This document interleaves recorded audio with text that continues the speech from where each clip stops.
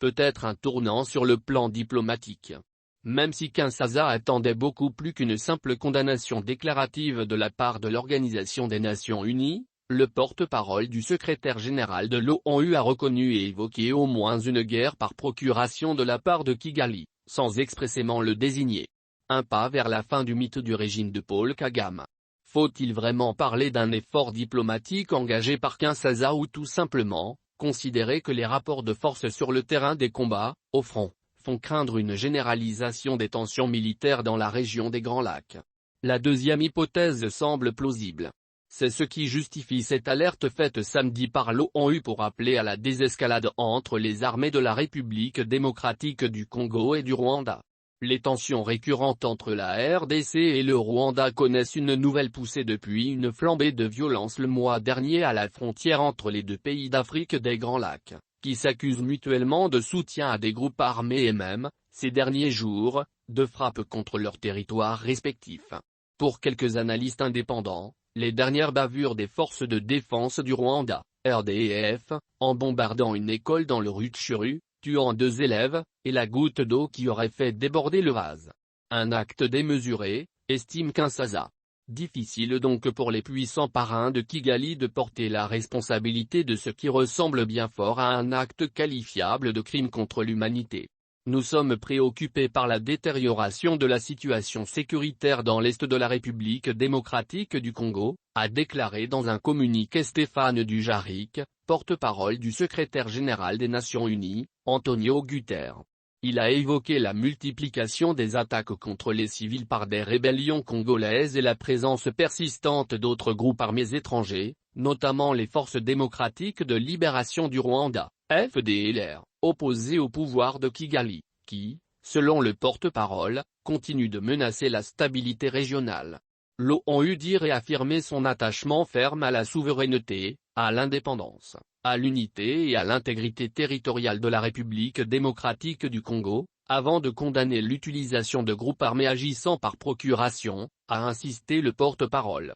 Une position qui rencontre l'avis de Kinshasa qui jusqu'ici, s'estimait flouée et tournée en bourrique par les dirigeants du monde pourtant, conscients du rôle condamnable du Rwanda dans cette crise.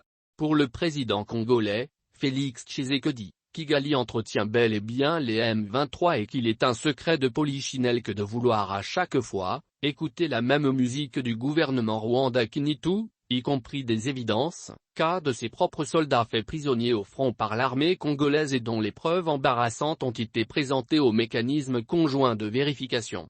Les deux hommes tiennent en alerte leurs armées respectives, l'un sur son propre territoire, RDC, et l'autre, RDF, accusé d'avoir traversé la frontière commune pour exercer des activités militaires répréhensibles en République démocratique du Congo.